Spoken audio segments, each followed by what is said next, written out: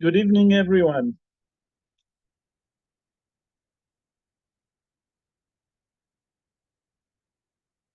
Good evening, everyone. Who's with us?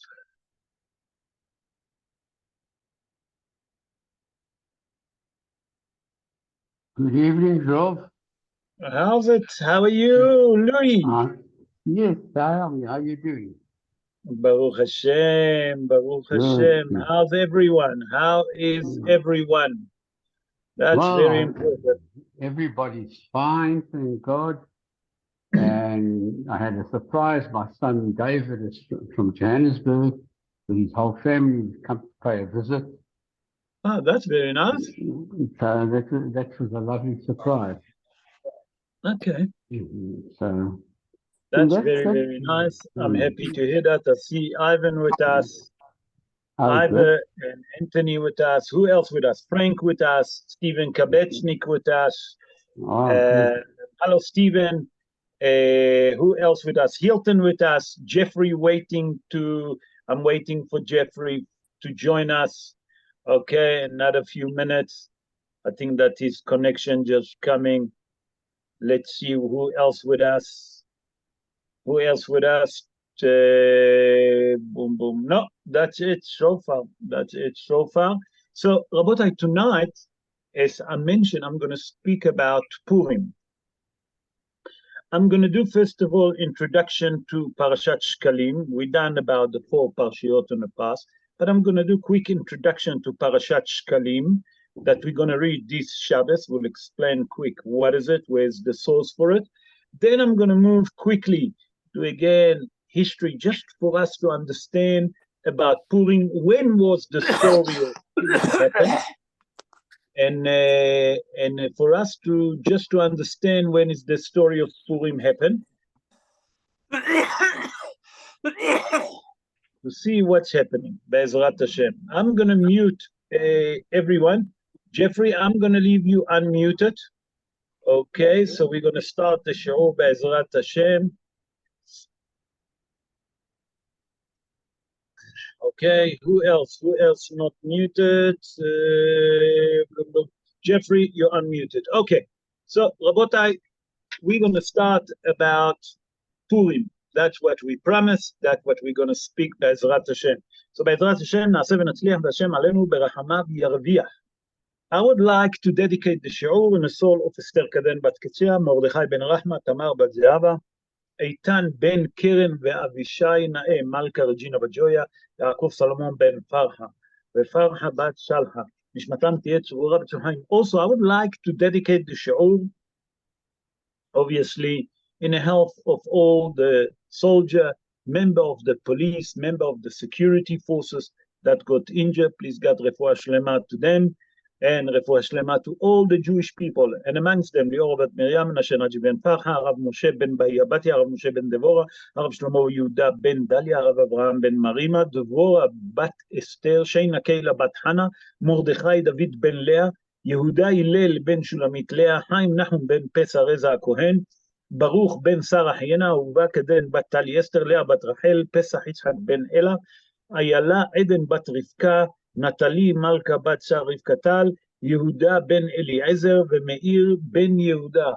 Please God, refuah shlema to them, ולכל פצועי וחולי עמו ישראל בכל מקום שהם. Please God, full recovery to all of them. Amen. So, Rabotai, this coming Shabbos, as you all know, Motzei Shabbos is going to be Rosh Chodesh, and before Rosh Chodesh Adar, in a normal year, in a leap year before Rosh Chodesh Adar Bet, the second Adar, it's a custom to read Parashat Shkalim. We have what we call Arba'a Parshiot, and they are Parashat Shkalim, Parashat Zachor, Parashat Para Aduma, and Parashat HaChodesh. Okay? Those are the 4 Parshiot that we have. This coming Shabbos, we're going to read Parashat Shkalim. Parashat Shkalim, the source to it is from the Mishnah in Masechet Megillah, chapter 3, Mishnah 4, if I'm not mistaken. Then Hazal tell us that before Rosh Chodesh, okay, we read Parashat Shkalim. What is Parashat Shkalim and where we can find it? Parashat Shkalim is the parsha that we read, can be found in Parashat Kitisa, the parsha that we read last Shabbos, okay?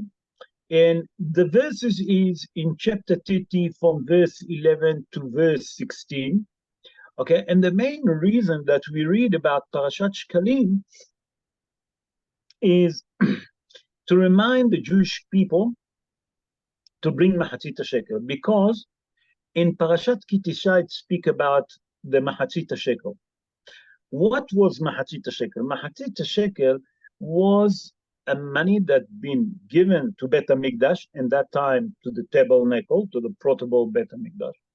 And the main purpose for it, it was for the public offering and for the maintenance of Bet HaMikdash. That means the Mahatzit Shekel was to buy public offering, okay, that they used to sacrifice in a month of Nisan. What's happening today? Although that today we don't have Bet HaMikdash, today we don't have Bet HaMikdash, unfortunately, but we still obligated to read Parashat Shkalim. Why? To remind us what they used to do in the time that Bet HaMikdash was exist. Okay? And that's how the Mishnah Berurah explained in Siman Taf Resh Pei He. That means 685, verse 1, Sa'if Aleph. Okay? That today we still read Parashat Shkalim. Hello, Mark. Thank you for joining us. Hello, Rob.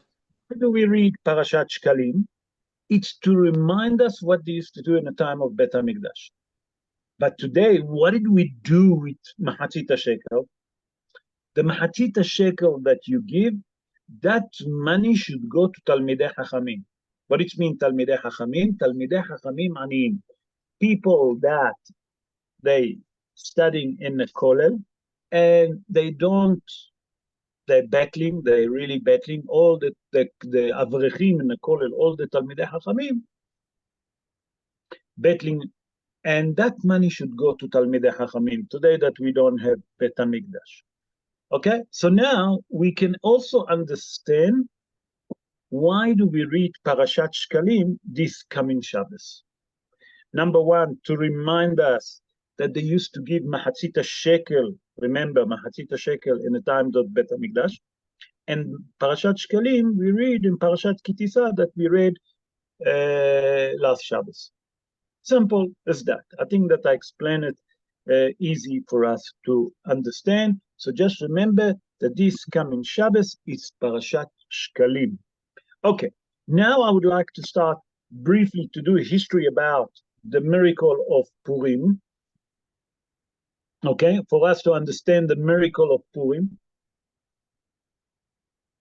Okay, but before we go through the Megillah, through the commentary of the Megillah that our friend Jeffrey gonna read for us, I would like just to give a quick history. The miracle of Purim occurred in the year 2000. It occurred around 2,391 years ago. 3,391 years ago. Yeah, actually, yes, in the year 2,391 years ago. Yeah, exactly. That means that it was around, plus minus, if you look, it was around 362 years before the Common Era. The Common Era. I think that you call it the Common Era, am I right? Yes. The period of the Common Era.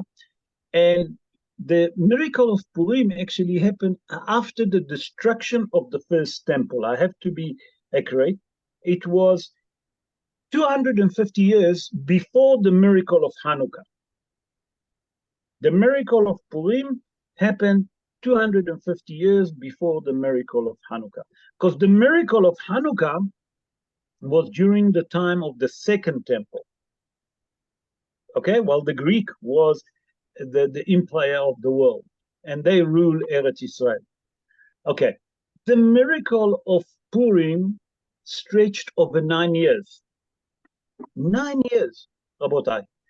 The miracle of Purim stretched over 9 years. Okay, a bit of history. the Bet HaMikdash, the first Bet HaMikdash that been built by Shlomo HaMelech, been destroyed by Nebuchadnezzar after 410 years. Nebuchadnezzar was the king of Babylon, and he destroyed Bet HaMikdash. He took, as we know, he took all the vessel. He took a lot of vessel, not all the vessel, quite a bit of vessel from Bet HaMikdash. He took it to Babylon. The kingdom of Babylon, okay, then have a war with Persia. Who was the king there? Koresh, Cyrus. Okay, in the year 539 plus minus before the Common Era, okay, the Persian managed to overtake the Babylonian. That means that they took over Babylon. They enter Babylon, from Persia, they go on to Babylon, and they overtake it. Okay. Now, the king Cyrus, Koresh, he was the king of Paras, the Persian king, and he made a vow that if he's going to win the Babylonian empire, he's going to give a permission to build the second Bet HaMikdash. Okay, and after and it's true, they start to build the second Bet HaMikdash after 3 years that he was in as a king. He died. Who came after him? Hazal say Kamibaz. Who was Kamibaz? The Mefarshim asked. His name was Ahashverosh. So remember, Ahashverosh, according to one opinion, his real name was Kamibaz. Okay, it's very important for us to understand, because I'm going to explain the first verse in the Megillah. It will help us to understand. Kamibaz was Ahashverosh, according to some opinion. We know that according to the Megillah, who lived in that time? Haman HaRasha. Haman HaRasha have 10 kids from his wife Zeresh.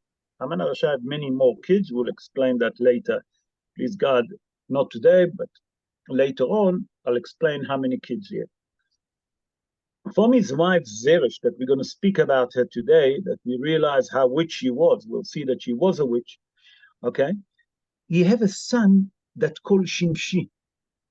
One of his son from the 10 kids, 10 sons that he had from Zeresh, one son called Shimshi. That Shimshi was an author. Okay? And him and another small group of people, with the help of Vashti the queen, Amalka, managed to convince, listen to that, Ahashverosh to stop the building of the second temple. Okay? And they managed to stop it for 18 years. For 18 years. They managed to stop the building of the second temple for 18 years. Okay? The miracle of Purim, we have to understand, didn't start immediately when Ahashverosh became a king. No. It started only after 3 years, and we're going to explain, after 3 years that he was a king. Only after 3 years that he became a king, that's when the story of Purim started. King Ahashverosh, as you all know, been ruling 127 countries, okay? Just for general knowledge, you know when Haman HaRasha been killed? Haman HaRasha been hanged on the 16th of Nisan. And Yud B'Tishrei, Rabotai, that was the birthday of Vashti. If anyone want to know the Yortzeit of Vashti, if you want to send it to Iran, to the Iranian now, when is the Yortzeit of the Queen Vashti? It was on Yom Kippur, Yud B'Tishrei. Okay. The story that we read from the feast, we have to understand, very interesting. 70 days after the feast, if you calculate it, that's when they hang Haman HaRasha. Just for general knowledge. I wanted to help us just to understand a lot of general knowledge to put everything together so we can understand what's happening in Purim. And now, with your permission, I would like to start the Megillah. I'm going to read, Jeffrey, I'm going to read chapter 1, verse 1. Okay? Right. And look what it says. ויהי בימי אחשוורוש. הוא אחשוורוש, המולך מהודו ועד כוש, 27 ומאה מדינה. And it came to pass in the days of Ahasuerus, the Ahasuerus who reigned from Hodu to Cush, over 127 provinces. Okay. Hazal in a Gemara in Masechet Megillah, in page 10, folio 2. Tell us wherever the word Vayehi referring to sorrow and agony. We have to see what sorrow and agony that the Megillah speak. Where was mentioned before Vayehi that referring to sorrow and agony? Vayehi b'imei Amrafel in Sefer Bereshit. Amrafel, זה שאמר לאברהם פול. That means Amrafel was Nimrod HaRasha, according to Rashi, the commentary. And they say that he thrown Avraham Avinu to the furnace. Okay? So the word Vayehi referring to pain and agony. But Hazal and the Gemara continue and say something very interesting. You know why Ahashverosh being called Ahashverosh? Why did they call him Ahashverosh? Because according to the history that we brought, Koresh was the king of Persia. After 3 years that he ruled Persia, he died. Who took over? His son Kamibaz. Kamibaz, according to some of the commentary, it was Ahashverosh. So decide his name is Kamibaz or Ahashverosh. If his name is Kamibaz, why did they call it Ahashverosh? That's the question of the Mefarshim. So the Mefarshim say everything is actually hinted on a name. Take the word Ahashverosh. And Hazal explain, take the word Ahashverosh, change the letters, you can Hash Berosho. What it means Hash Berosho? That means a person that feel his head. It means he have a headache. Hazal explain that people that used to hear the name of Ahashverosh used to get a headache. Just by hearing the name Ahashverosh, the name of the king, headache. They used to get a migraine. And Hazal say, why? Hazal explained why people used to get a headache, why people used to get migraine. Hazal explained that the Ahashverosh, in his nature, used to love to cause havoc. He used to fight, he used to argue, never used to live in peace with anyone. He always used to argue. And if people didn't listen to him, it was so dangerous that he used to chop their head. They didn't have any mercy, any compassion. So people were so worried and so afraid from Ahashverosh that was enough to mention his name, and immediately people used to get migraine, headache. Another interpretation that Hazal say, Sheikhish et Rosham shel Israel. What does it mean? That Ahashverosh, we explained that he done his feast on the 3rd year after he became a king. We'll explain just now why. But what was behind? Ahashverosh tried to despair the Jewish people in his kingdom. What does it mean? Ahashverosh tried to despair the emunah of the Jewish people that HaKadosh Baruch Hu will ever build Bet HaMikdash. He tried to bring them so much down, and he said to them, look, HaKadosh Baruch Hu left you. You're not the chosen nation anymore. So what's happened that the Ahashverosh make the life of the Jewish people in his countries so bad, so difficult, that not only by that he tried to despair them, not to believe anymore in HaKadosh Baruch Hu, to believe that HaKadosh Baruch Hu left them and there is no more building of the second temple. Listen what he said. Chazal say, why did they call him Ahashverosh? I'll give you another explanation. If you take the word Ahashverosh, you see that the first two words is Aleph and Het, that stand for Ah. Ah is a brother. Okay? Then, if you take the last two words, it's Resh and Shin. Rash. Rash is Pur. It's mean, say the Mefarshim, Ah Rash. Ah is a brother, Rash is a poor brother. What does it mean? That Ahashverosh put such a harsh decree on the Jewish people, such a harsh tax, dafka on the Jewish people, that he managed to make all the Jewish people completely poor, that he took all their money with the tax that he put on them. He makes such a decrees that all the Jewish people become poor. And that's why they call him Ahashverosh. So now that can explain to us that Ahashverosh, it was a kind of a nickname, like Pharaoh. And we explain that Pharaoh, it was a nickname to the king in Egypt. Ahashverosh, he got kind of a nickname because his real name, according to one of the commentaries, some of the commentary, not only one, some of the commentary, his name was Kamibas.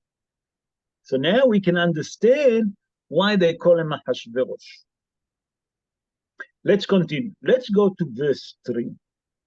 And here we're going to read that the Ahashverosh decided to do a feast for 180 days, 6 months, only on the 3rd year of his kingdomship.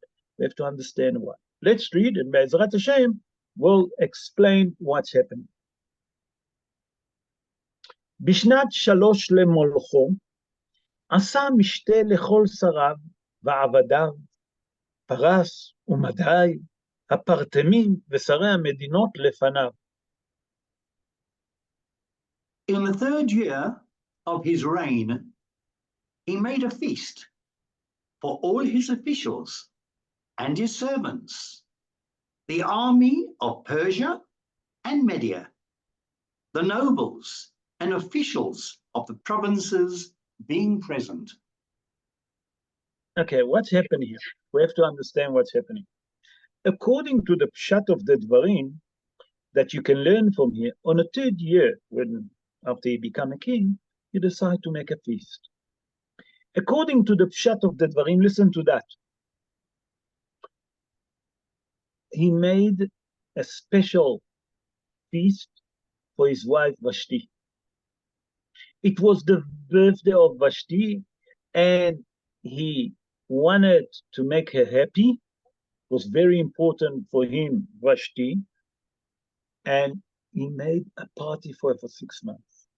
So he invited all the officials, all the ministers. That's according to the Pshat of the Dvarim. But Chazal explaining it differently.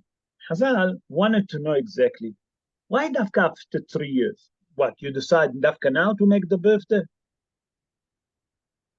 What about the year before? What about her year before of birthday? What's the hidush? They wanted to know more. So Chazal, the Mefarshim, explain like this. Chazal explained that Ahashverosh knew that Bet HaMikdash have to be built. After 70 years after the destruction of the second temple. That means the second temple of the first temple. After the destruction of the first temple, 70 years later, the second temple had to be built. Ahasuerus calculated, but he made a mistake with his calculation, and he waited 3 years. And he worked it out that 70 years. His calculation was wrong. And he saw that Bet HaMikdash not been built. When he saw that had been built, he decided to make something else. He decided that now he's going to make a feast. But how is he going to despair the Jewish people from believing that Bet HaMikdash is going to be built? Listen what he done, that mamzer. When his father Cyrus took over Babylon, they took all the vessel that Nebuchadnezzar took from Eretz Israel and took it to Babylon. Part of the vessel was not only the vessel that they use in Bet HaMikdash, they also took clothes of the Kohen Gadol. Listen what's happening. Ahasuerus made a feast for 180 days, 6 months. Chazal said the same meal that he dished on a Sunday, he never dished on a Monday, on a Tuesday, on a Wednesday. Not only that, he invited the Jewish people to the feast. The feast was kosher lemehadrin of the mehadrin. That means every person can get the meat that he wants, the hechsher that he wants. Okay?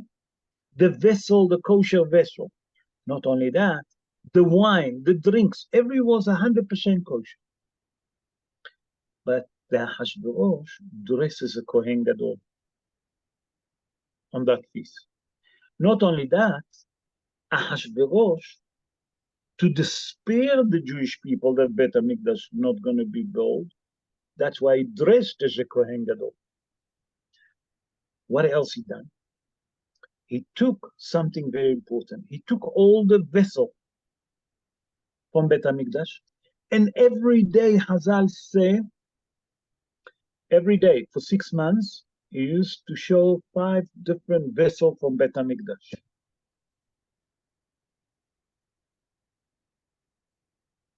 Five different vessels. What do we learn from it? Ahasuerus was a wicked king. That beside that he wanted to despair the Jewish people from believing that Bet HaMikdash ever going to be built, he wanted to implant in the Jewish people that HaKadosh Baruch Hu left them, Chas v'Shalom. The Almighty left the Jewish people. And that's why he dresses Kohen Gadol. That's why he brought the vessel from Bet HaMikdash to show them that they don't have any more chance. And that also can explain to us, Rabotai, why Dafka on the 3rd year after he became a king, they decide to make such a big feast. Because he obviously calculated wrong, but he wanted to despair the Jewish people. Chazal say, from here, you learn something very important. You learn how wicked was the Mahshemo v'Zichro Ahasuerus. I would like now, because every year we're doing different verses, I would like now to focus a bit about the last verse of chapter 1. And there it says something very interesting. Look what it says here. We read it. I don't know if we understand what it says. Be'ezrat Hashem, HaKadosh Baruch Hu will give me enough seichel, enough knowledge to explain it. It says like this, Vayishlach Sfarim el kol medinot hamelech, el medina umedina, kikhtava, ve'el am ve'am kilshono, yiyot kol ish sorer bebeito, umedaber kilshon amo. And he sent letters into all the king's provinces, to each province in its own script, and to each people in its own language, to the effect that every man should rule in his own home and speak the language of his own people. Okay. On a pshat of the Dvarim, I need to explain here that Haman HaRasha managed to convince King Ahasuerus to send letters and to make a new constitution, okay, that every man have to be a rule in his own home. Remember, a ruler in his own home.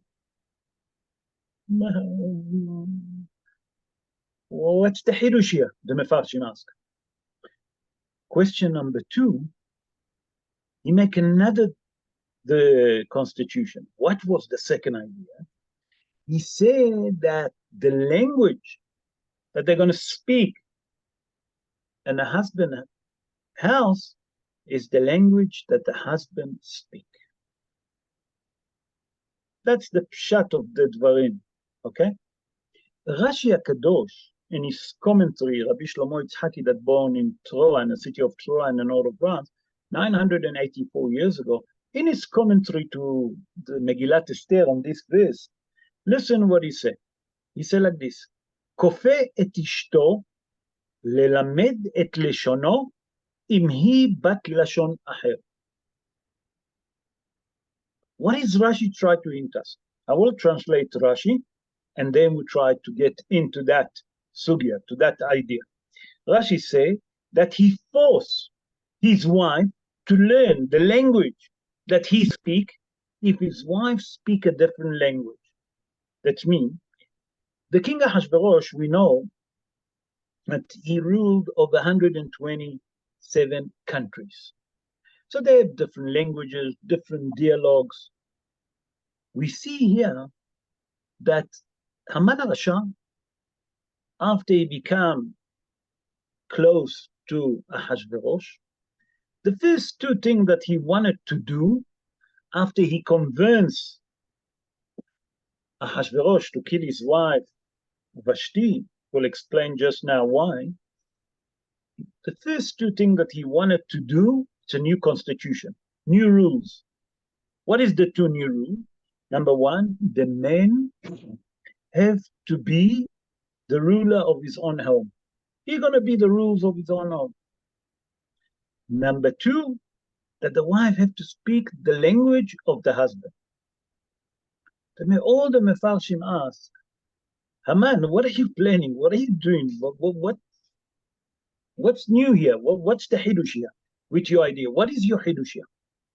So I saw a beautiful hidush that the Mefarshim explain. Haman HaRasha, his wife was Zeresh. Zeresh, according to the Mahar Rabbi Chaim Vital. Rabbi Chaim Vital born in Tzfat 482 years ago. In Sha'ar HaKavanot, say Rabbi Chaim Vital that Zeresh was dealing with witchcrafting. She was a witch. Not only that, Zeresh wasn't a simple woman. Zeresh was a strong woman. And if Haman HaRasha made her cross or didn't agree with her or said something to make her cross, as I'll explain, the Mefarshim explain in the Midrash, that she used to beat him. Zeresh used to beat Haman HaRasha.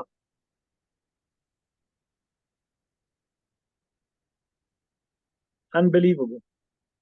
So the first thing, when a man got into power, the first thing that he wanted to change on a constitution, that the man, he gonna rule the home, not the wife. Because until then, Zeresh used to rule the house. Not only that, Zeresh used to tell Haman HaRasha exactly what to do. He was frightened of her. She was a very strong woman. She used to beat him. And if you look, Rabotai, Zeresh doesn't mention what happened to her. In the Megillah, it says that Haman HaRasha bin hanged, him and his 10 sons. The 10 sons that he had from Zeresh. But what happened to her, it doesn't say. We'll explain that just now, Be'ezrat Hashem. Now, let's go to the second question. Why do you have to change the language? The Mefarshim explained that Zeresh didn't speak the same language. She and Haman HaRasha didn't have the same dialogue. And Zeresh in her own house didn't agree to teach the children and to speak the same language, the same dialogue as Haman HaRasha. And Haman HaRasha, as much that he tried, he didn't succeed. Not only that he didn't succeed, if he tried to force it, he used to get beaten. So the first two things that Haman done, as he become in power, what has he done? First thing, he decided that he gonna make what? He gonna change. Number one, that the man gonna be the ruler, and number two, that the wife have to speak the same language of the husband. So we see from here something very interesting. What do we see from here? We see that Haman HaRasha suffered from Zeresh. What happened with Zeresh? There's different opinion of what's happened to her. According to one opinion, Zeresh managed to escape, okay? And when they hanged Haman HaRasha and his 10 sons, she managed to escape. And she was begging from door to door. According to a different opinion, she been hanged with Haman and his 10 kids. That means Zeresh, the wife, Haman HaRasha, the husband, and the 10 kids been hanged. Third opinion, listen to that I read today, and when I saw it, I couldn't believe. It's brought a commentary from one of the Moroccan rabbi that he said like this. He said that Zeresh, after they hang Haman HaRasha and the 10 kids, she became a slave to Esther HaMalka. Where? In a palace. They make her a slave. So there's three opinions. What happened to Zeresh? And we say Arura Zeresh. Zeresh is cursed. She was a witchcrafter. Arur Haman ve'arura ishto Zeresh. That means cursed Haman and cursed his wife Zeresh. Why? Because both of them was a witchcrafters.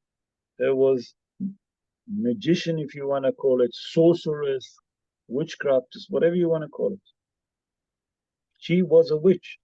As the Mahar Hussein, Shara Kavanot, she used to deal with witchcraft. Okay, let's move on. And we see something very interesting. Now we're going to move to verse 2. And I would like to explain something very interesting that can help us to understand. Let's go to chapter 2, verse 4. Sorry, I said verse 2. I'm referring to chapter 2, verse 4. And there it says something very interesting. והנערה אשר תיטב בעיני המלך תמלוך תחת ושתי וייטב הדבר בעיני המלך ויעש כן. Then let the girl who pleases the king be queen instead of Vashti. This advice pleased the king, and he followed it. First of all, where do we learn that Haman HaRasha was the one to advise King Ahasuerus to kill Vashti? Because in the Megillah it says Memuchan, Vayomer Memuchan. Hazal in the Gemara in Masechet Megillah, page 12, folio 2. On the word Memuchan, Hazal say that it's referring to Haman HaRasha. Haman, Memuchan, הוא המן הרשע המוכן, הוא המן המוכן לפורענות. I add up the word רשע. What does it mean? Memukhan, Chazal in the Gemara in Masechet Megillah 12:2 tell us that that's Haman HaRasha. Haman HaRasha suggested and given the advice to Ahasuerus to kill his wife Vashti. Why? We have to understand why it was no one given the advice. Haman HaRasha, in that time that he given the advice, he just was one of the minister, okay, of Ahasuerus. He wasn't the second command. Ask the Mefarshim, all the advisor, all the ministers, everyone there, no one want to give advice. Everyone keep his shtum. Only Memukhan, that was really the most lowest minister there, decide to give the advice to kill who? Vashti. Chazal in the Midrash explained that Haman HaRasha have a long dealing with Vashti. Why? Because Vashti made the life of his wife Zeresh miserable. She made her life miserable. Haman HaRasha wanted to please his wife Zeresh, and that's why he advised to kill who? The queen Vashti. But the Mefarshim say was another reason for it, not for nothing. Haman HaRasha wasn't from the royal family. Haman HaRasha had a daughter. Haman HaRasha decides how I'm going to become from the royal family. If I'll have grandchildren, and they're going to be the royal family, they're going to marry the Ahasuerus. So Haman HaRasha decided when the opportunity came to suggest to kill Queen Vashti. He wanted King Ahasuerus to marry his daughter. Say Chazal in the Megillah that the plan was that he gonna marry his daughter to Ahasuerus. That plan didn't go on to why? Chazal explained because his daughter, as a matter of fact, never even been called, okay, to come to show face to the king. Why? Because Chazal explained that she have a sickness there, skin. Some people say that she have a skin problem. It doesn't make a difference. So the daughter of Haman never even got a chance, okay, to come to be appointed as one of the nominees to become a queen. But the reason that he wanted all of that plan, because he had two reasons. Number one, he wanted to close a deal with Vashti that made his wife Zeresh miserable. And he wanted to please his wife Zeresh, that put a lot of pressure on him. Number two, he wanted to become from the royal family, maybe even one day to become a king of 127 countries. By that his daughter gonna marry who? King Ahasuerus. I would like to move on. Wow, it's already almost 8:45. Okay, let's do one more in chapter 2. Let's go to verse 23. And I would like to speak about the bodyguards of King Ahasuerus. The last verse again, the Megillah tells us about Bigtan Vateresh. Bigtan Vateresh was the two bodyguards of King Ahasuerus. And let's read it and then we'll explain. ויבוקש הדבר וימצא ויתלו את שניהם על העץ וייכתב בספר דברי הימים לפני המלך. The plot became known to Mordecai, who told it to Queen Esther. And Esther informed the king in Mordecai's name. Okay, So what's happening here? These two bodyguards that's supposed to give their own life to a King Ahasuerus, and they're plotting now to kill Ahasuerus. I don't understand. If you're the bodyguard supposed to take the bullet as long that they're going to save the king. Okay? There was a job to save them. Let's give a bit of history. Bigtan Vateresh planned to poison King Ahasuerus. Bigtan Vateresh was from the city of Tarsus, the Mefarshim explained, and they spoke the language of Tarsi, that most of the Persian didn't understand that dialogue. But Mordechai, a Yehudi, he was the head of the Sanhedrin. And the job of the member of the Sanhedrin to speak 70 languages, to understand and to speak 70 languages. Okay? Chazal in the Gemara, in Masechet Megillah, in page 13, folio 13.2, Chazal explains something very, very interesting. Chazal there explained that Mordechai was the head of the Sanhedrin, okay? And he knew 70 languages, okay? And he heard Bigtan Vateresh plotting to poison the water, okay? To put poison in the water that the king gonna drink. Okay, until here we understand. But we have to understand question number one, why did they want it to kill? Why they wanted to assassinate the king? You're supposed to be the bodyguard. Suddenly you decide to change and to assassinate the bodyguard, the king? It's not so simple. So the Mefarshim explain something extraordinary. The Mefarshim explain that Bigtan Vateresh, a matter of fact, at the beginning, they liked the King Ahasuerus. But after he made with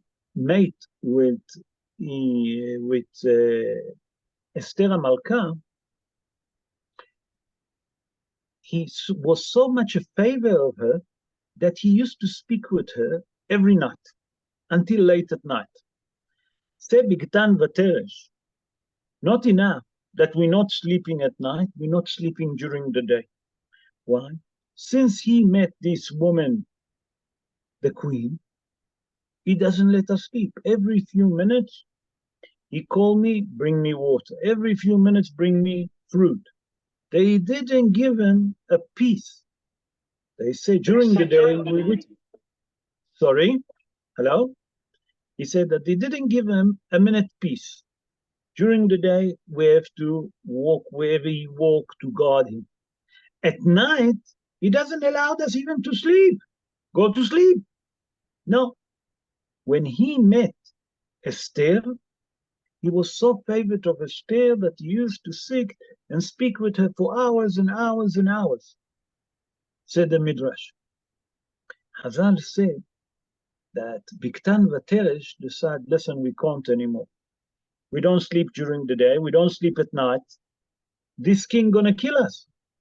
Since the new queen came into power, it's gone. Say Bigtan Vateresh, you know what? We have to poison him. How are we gonna poison him? Bigtan Vateresh decided to put poison on the water that the king drank. The Megillah tell us who heard about it.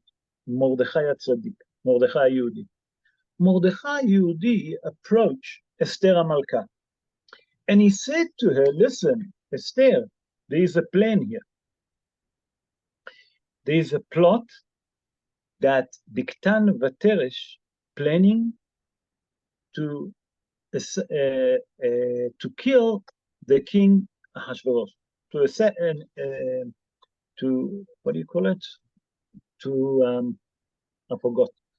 To kill, to assassinate the king Ahasuerus. They're planning to put water, okay, a poison in the water that he drank.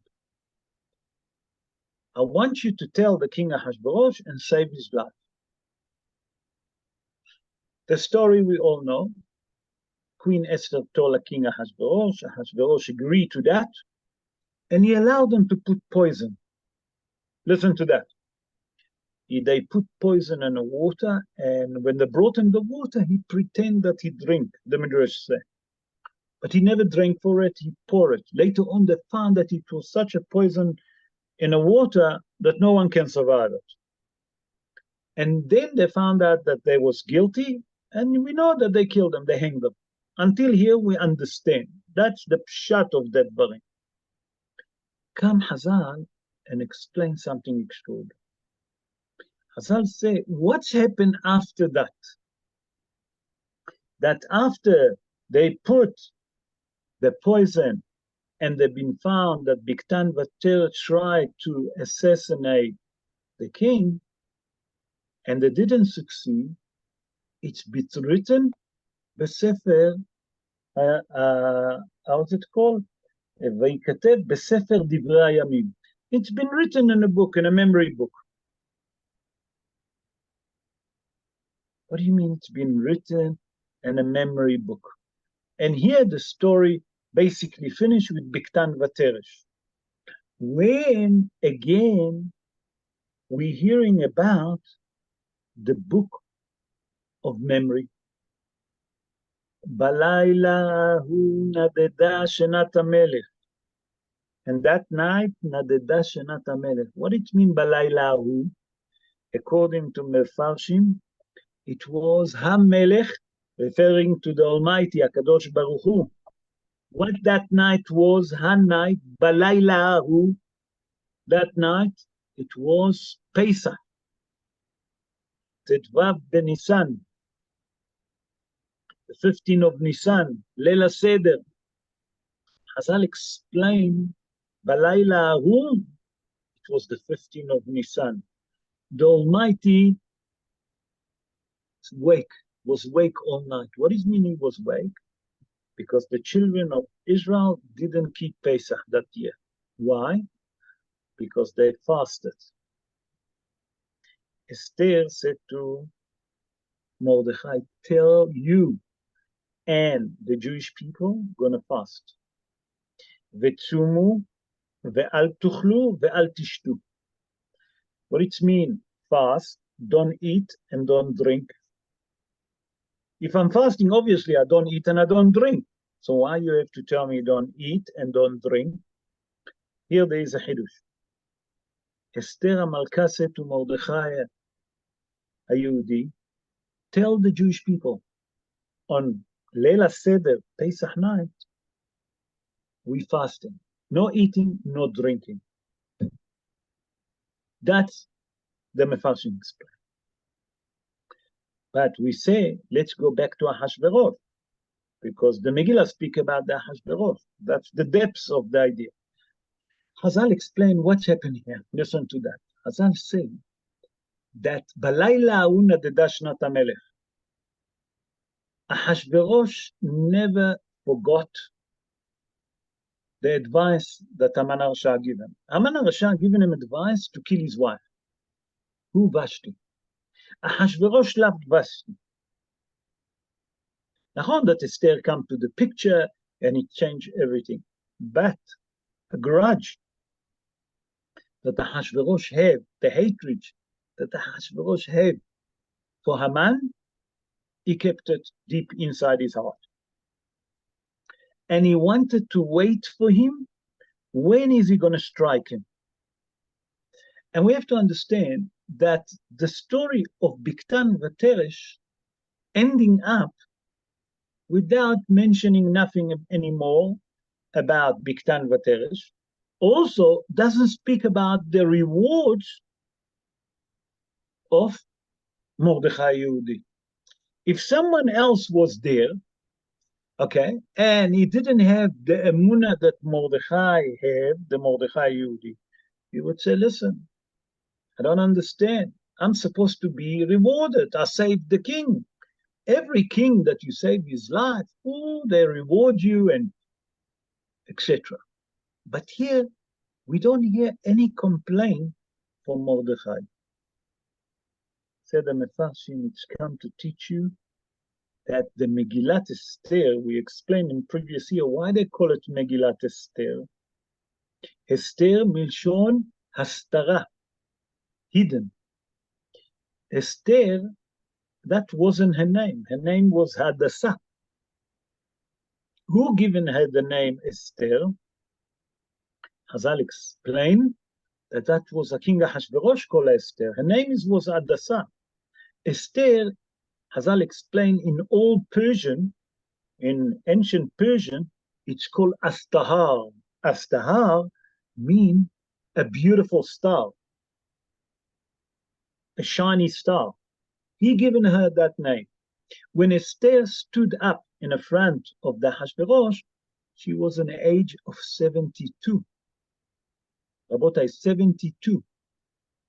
And here it says, "Vatimtza hen be'enei kol ro'eh," and she find favorite in the age of 72. Whoever saw her, 72 years old, she looked like a young girl. What's happened here? Ahashverosh never rewarded Mordechai. Said the Mefarshim that Mordechai realized that there is a bigger plan. That if HaKadosh Baruch Hu doesn't want Ahashverosh to reward him, there is a bigger plan. What's going to happen? Ahashverosh never rewarded. When he started to wake up Ahashverosh, Balayla Ahu. Ezrat Hashem will do continuation and will try to explain all of that in the next Shaurim. What was hiding behind it?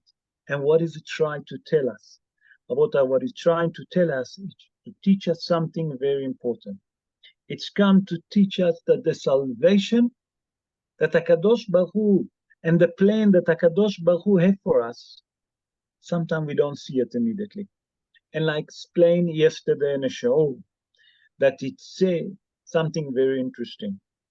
It says, "Et panai lo tireh," my face you should not see, but the back of my head, the back of my shoulder, you will see. So we explained the commentary of the Hatam Sofer, Rabbi Moshe Sofer, born 261 years ago. In his books, Torah Moshe, he said that sometimes the front is now, the back is later. Sometimes HaKadosh Baruch Hu do things that in a short time, an immediate time, we don't see what he planned for us. Sometimes 10, 20 years later, if we lucky, we see that was only for the benefit of us. Okay, that's the back. That means that Mordechai knew that whatever HaKadosh Baruch Hu do, it's for good. And Chazal say, Kol da'avid rahmana letavavid. Whatever the Almighty do, it's only for good. Maybe in that precise moment, or in year, 2 years, we can't see what was the purpose, what was the benefit for what HaKadosh Baruch Hu done for us. But everything is for our own good. And the same what's happened here with Mordechai and Ahashverosh. Ahashverosh didn't rewarded who? Mordechai. Why? Because if Ahashverosh would reward Mordechai in that present, in that time, that they hang Biktan Vateresh, wouldn't be any more salvation to the Jewish people later on a night that he couldn't sleep. So Be'ezrat Hashem, the continuation will come. And today, on time, I try to keep to time, not to go over an hour the shiur. So I hope that you enjoyed. But Rabotai, what's the message? What's the message here? There's a message here for us. The book that's called Megillat Esther, it's Milshon Hastara. Everything is hidden. If you look carefully, there's two books that the name of the Almighty not mentioned. What book are they? Number one is Megillat Esther, Megillat Esther, the name of the Almighty not mentioned. The second book is Shir HaShirim, the Song of Songs that's been written by Shlomo HaMelech. Yeah. And both of them full of secrets.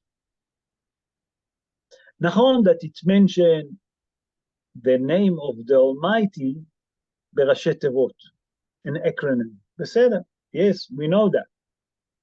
And when Chazal explain in the Gemara and Masechet Megillah, wherever it says HaMelech Beheya Yedi'ah, the king, referring to the Almighty. But Megillat Esther is all about hidden. So what's the Hidush? The Hidush here, Rabotai, is to tell us that sometimes things happen to us in life. And why am I saying it? We all hear the news that's what's happening in a community. We all hear about the tragedy that happened in a community, the tragedy that happened in Eretz Israel, the danger that we have. But we have to be strong. And we have to understand that if HaKadosh Baruch Hu decide to do it, it's only for good. If HaKadosh Baruch Hu doing it, Rabotai, it's only for the best of us. HaKadosh Baruch Hu will never do anything that if it's not for our benefit. We have to understand that. If he done it, it's only for the good of us. So if we're having difficult time now, and we are having a lot of challenging time. People have challenging in financial, people have challenging with anxiety. We brought different idea how to overcome it. And we explained the secret of the Besamim. But Rabotai, we have to understand that we have to have the emunah. And today, one of the rabbi phoned me and he said to me, he asked me a question and I said, it's written in all different. And funny enough, the question was, I said to him that the last generation going to have the last states that they're going to have in the emunah. Because when the children of Israel was in Eretz Mitzrayim, they reached the 49 level of Tumah. So if they reached the 50th level, and the 50th level was Emunah, they couldn't be redeemed. So Hazal explained, the Mefarshim explained, what is the 50th level? It's Emunah. So Hazal say in a Gemara that in the time the Mashiach come, Yateh v'lo yachmeneh. That the sages in the Gemara say that they don't want to live in this time. Why? Because it's going to be such a difficult time, such a challenging time, that it's going to be too much difficult to live. Too many things going to happen. So I said to him that the difficulty that we're going to have in this generation before the Mashiach comes is Emunah. But because we received the Torah, if we clean into the Torah, if we hang into the Torah, we learn Torah, that's what will help us to overcome all the challenges. And that's what the message here, Rabotai, of Megillat Esther. They have challenging time. They didn't know where the salvation going to come. Haman HaRasha decided to hang Mordechai. Can you tell me any chance that Mordechai not going to be hanged? Everyone going to bet the following morning after they build the Hamishim Amar, that tree, they're going to hang Mordechai Yehudi. In the end, who being hanged on it? Exactly the opposite. Who? Haman and his kids and his wife. So it's come to tell us that Megillat Esther come to tell us that the month of Adar, it's a month that everything can turn. Sefer Yetzirah that been written by Abraham Avinu, he explained, Rabotai, another few minutes, I'm sorry, I'm stealing in 4 or 5 minutes over time. Sefer Yetzirah explains that the month of Adar, the secret of Adar, that month, it's laughing. Why? Because everything changed. When is people laughing? Did you ask yourself, when is people laughing? People laugh if you say joke. What is the joke? People expect you to say something. And when you say the unexpected, Yes. then people start laughing. That's the joke. Yes. Or people see a person sitting on a chair and suddenly fall down and it's back. They're not laughing on a person, they're laughing about something that is unusual. What is the unusual? Because a chair is supposed to be the most safe place to sit on. And if that break, let's make them laugh. They don't laugh on the person that fell. They laughed about the situation. And the months of Adar, Hazal tell us, and that's Abraham Avinu that wrote Sefer Yetzirah. Sefer Yetzirah, it's the book of the creation. Okay? It's a very difficult book to understand. If anyone want to buy it, it's a book of Kabbalah. It's a lot of holy name, a name of angel. Anyway, I don't suggest to buy it because you wouldn't understand who's against who. Not that I understand. I also don't understand it, so I don't have it. But the book of Yetzirah explains that every month have a special thing for him. Starla. We know that the month of Nisan is Taleh. Okay? Why so special about it? That the star in the shape of a Taleh. Okay? A goat. Okay? Okay? Or lamb, let's call it. That's the right word. But the special about the month of Adar is laughing. Why? Because everything can turn in a split of a second. And why am I saying it? That we are in challenging time. Everything can change, and the salvation can be in a split of a second.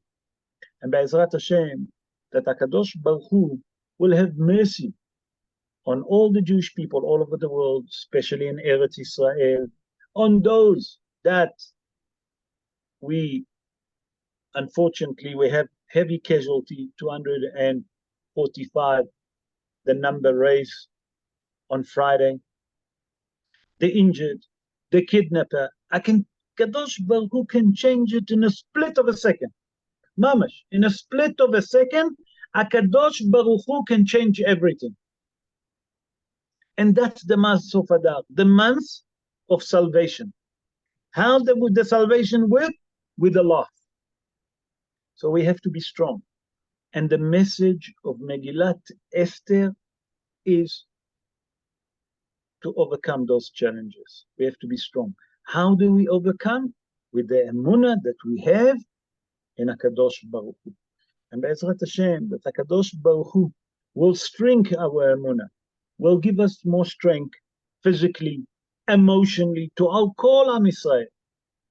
And with his mercy and compassion, he will send the Mashiach Tzidkenu speedily in our day, and he build the third Beit HaMikdash. In our day, Amen Ken Yeh Ratzon.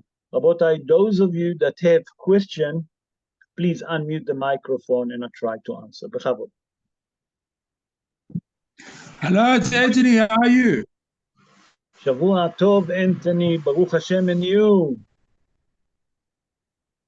Good, thanks.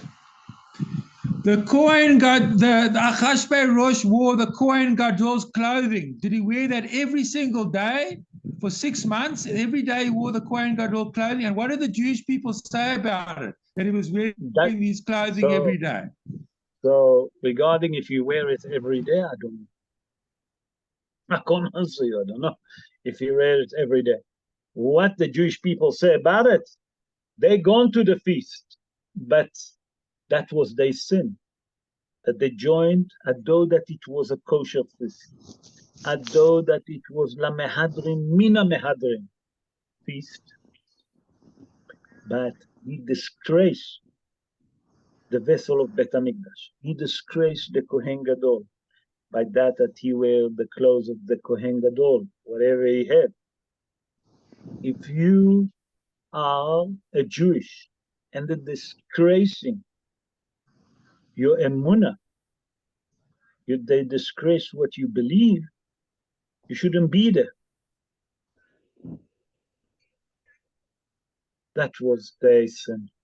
And that's why the decree of Purim came on him. You follow, Anthony? I hope I answer your question. Good. Any other question? Bechavod, Rabotai? Thanks very Rabbi, much. Frank. Yes, Frank. Hi, Shavua Tov. How are you? Baruch Hashem. I just want to query one or two things.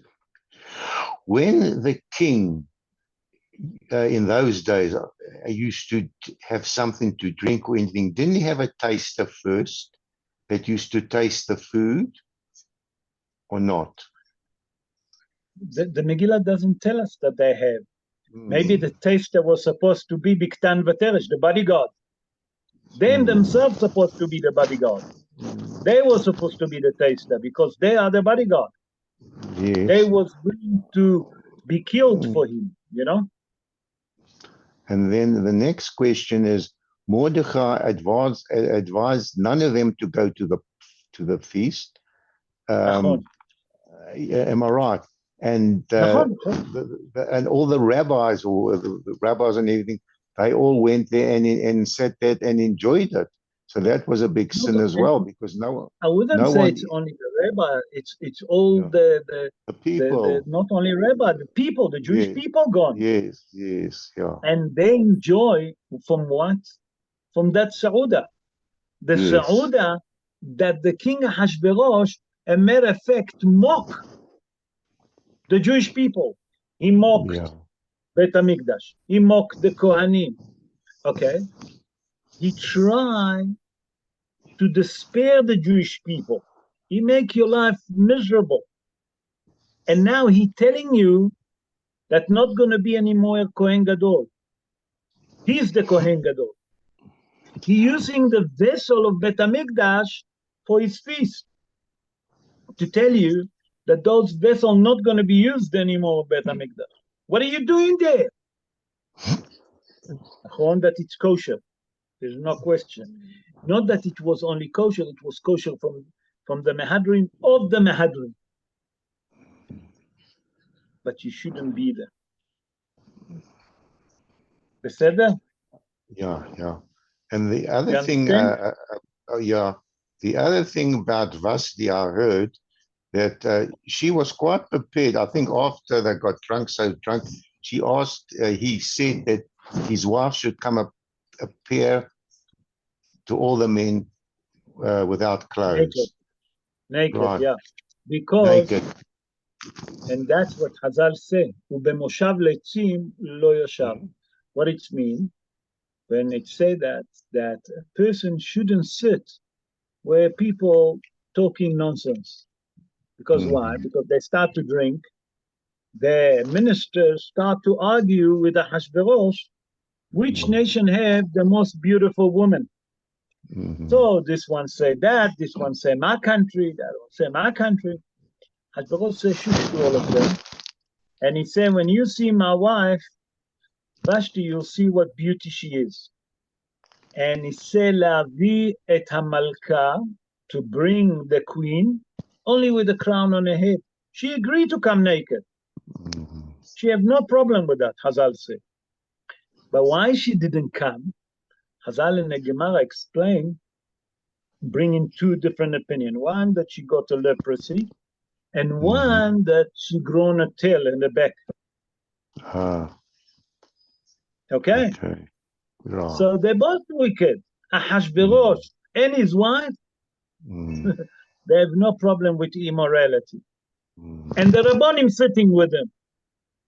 That way was, Mordechai was upset. And that's where the decree became on him. Okay. You follow what I'm saying? You follow? Yeah, I understand, yes. Okay. Beseder. Thanks, Rabbi. Beseder. Yofi. Good. Any other question? Bechavod. Who else? Who want to ask? Bechavod. I have a few questions, Rav. Bechavod? Sure. A few questions. Is that there was a decree that the languages in each province, people should speak the language in their province, of where each one would speak their language. No. Let me correct. That the new decree was, the new constitution was, that they should speak the language of the master of the house. That's mean the owner, the husband of the house, the woman have to speak his language. You follow? I see. So, because my thought was, this is one way of trying to, if it was the provincial way, to wipe out Hebrew, to wipe out Hebrew as a language. Because if the people, we were Jews in all the provinces, there were Jews all over. I mean, when the letters came No, it out, wasn't only about the Jews. The decree that they made, yes, no, it was by Haman, I explained, because his wife, Vashti, yes, was quite a strong woman. And she didn't speak the same dialogue that he spoke. no. And whenever he wanted to speak at home his dialogue, it used to cause a lot of problems. And sometimes he even got beaten for it. So one of the first thing that he done, one of the two things that he done immediately is, number one, that he's going to be the ruler of the house, of his own home. And number two, that the wife had to speak the language of the husband. Okay, because there was a tremendous hatred of the Jewish people. Everything he tried to make them despair and undermine them.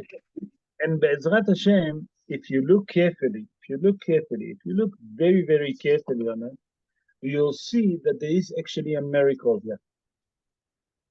That it was a lot of hatred towards the Jewish people. Okay? But nothing happened to the Jewish people. Correct. They sent later that they have to kill all the Jewish people in one day. But in the meantime, supposed to be program, not even one program happened. You know, when the Nazis invaded Poland, when they invaded, what do you call it? With Hamanitsky and his friends, Ukraine and all of those.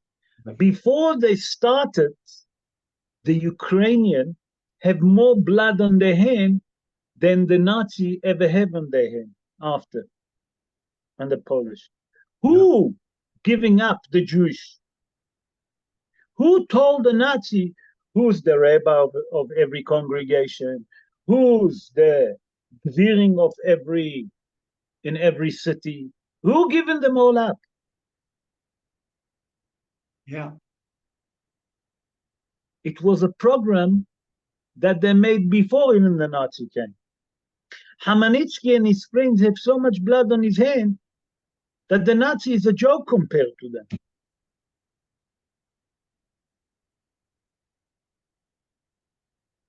Yeah. But here we see that Haman sent the second letter, we'll speak about it, Be'ezrat Hashem, Bli Neder, to kill all the Jews in one day.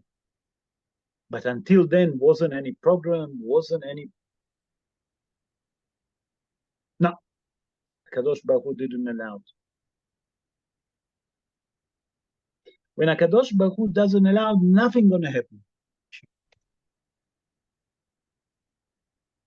You understand what I'm trying to say? Yeah, I hear you. That's what the Megillah tried to teach us. A lot of emunah.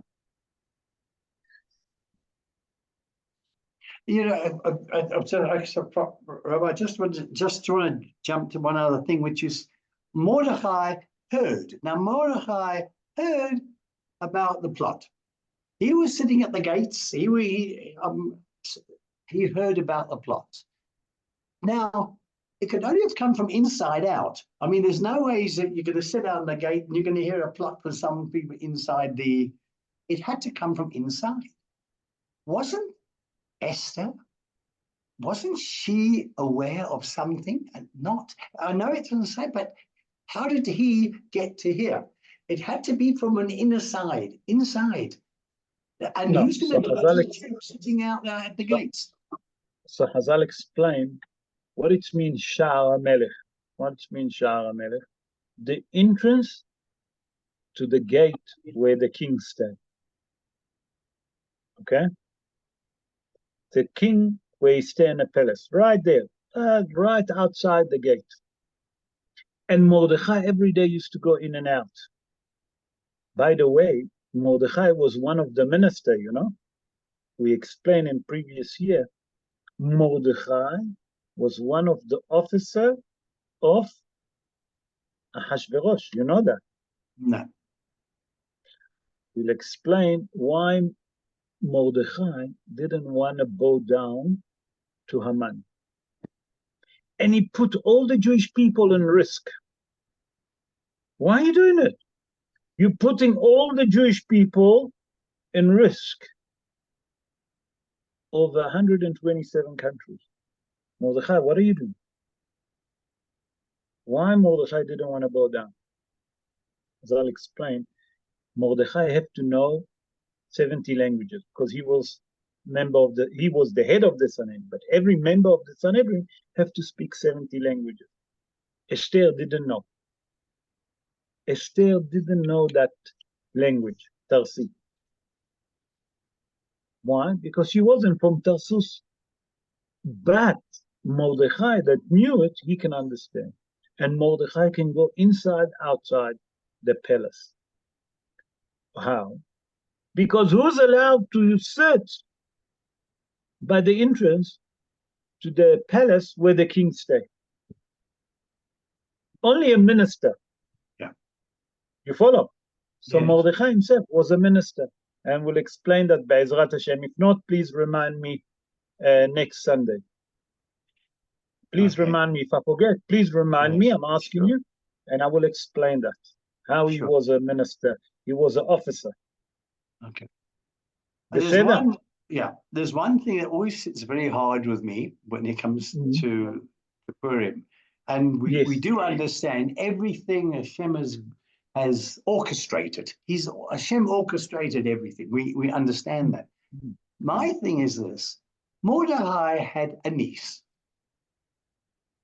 How on earth does a niece get to be one of the 100 women that are selected that you allow her to go into the palace?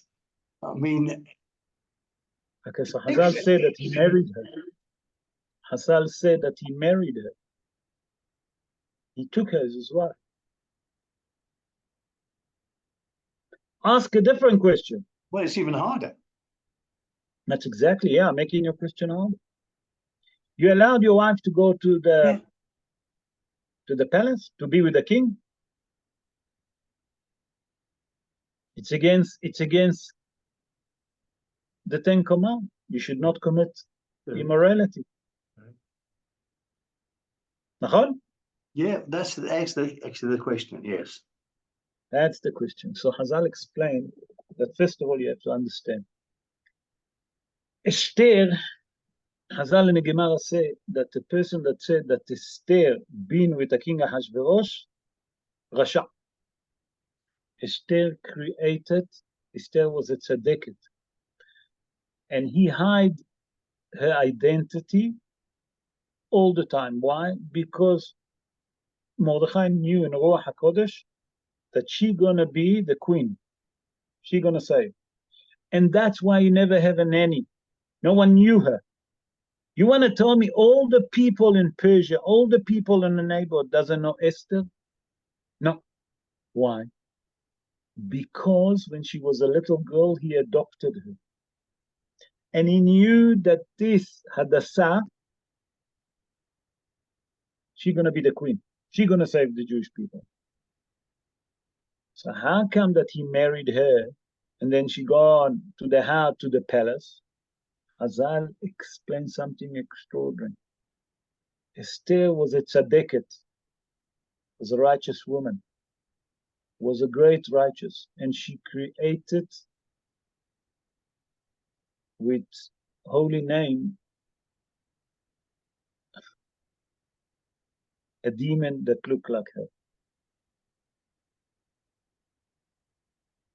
Heavy concept, the Mefarshim explain. And she used to go and visit the king Ahashverosh. Well, that answers a 70-year-old question that I had. Baruch Hashem. Yeah. And please ask me that question again next week, and I'm gonna expand around that. I want to expand it because just to say that it's fine, But how's it work? What was hiding behind it? How did he brought her up? She was a little girl. Her father died when her mother got pregnant. Listen to that. Her mother died when she delivered her. Who nursed her? Who nursed Hadassah? If someone nursed Hadassah, he knew who she is. So then they can't hide their identity. You understand the question, Jeffrey? Very strong Now question. make your question that you have for 70 years even 100 times more difficult. Yeah. So Be'ezrat Hashem, please remind me, I'm begging you to ask me these two questions. Super. Super. Okay, write it on the side and remind me before I start the show or after I start the show or during the show, and I wanna answer those questions. There's a lot of questions that we can ask about Megillat Esther because Megillah is a scroll. Esther, it's milshon hester panim, that HaKadosh Baruch Hu hide himself from the Jewish people. But Esther himself was hiding. Mm-hmm. You understand? Yeah. Yeah. Well, Be'ezrat Hashem, we'll speak about it next week. Any other question, Rabotai? No. No question? No. It'll be next Okay. week. Be'ezrat Hashem next week. Rabotai, I hope that you enjoy. I hope that it will give you a different way to look at Megillat Esther. Be'ezrat Hashem this year, when you read the Megillah, it will give us a different enhance to understand the Megillah from a different perspective. Rabotai, have a beautiful evening, a beautiful and safe week ahead to all of us. And Be'ezrat Hashem, that we should hear only good news. And we hear already the good news that HaKadosh Baruch Hu will release the hostages and send the Mashiach Tzidkenu speedily in our day. Amen. Ken Yeh Ratzon. Rabotai, Amen. Shavua Amen. Tov to all of you. A beautiful week ahead to all of us. A safe week. A week of only miracle, Be'ezrat Hashem. Amen. Have a good night. Thank you for joining us, everyone. Have a good night. Tov. Thank you. Cheers, Shavua Tov and Borach. Thank you.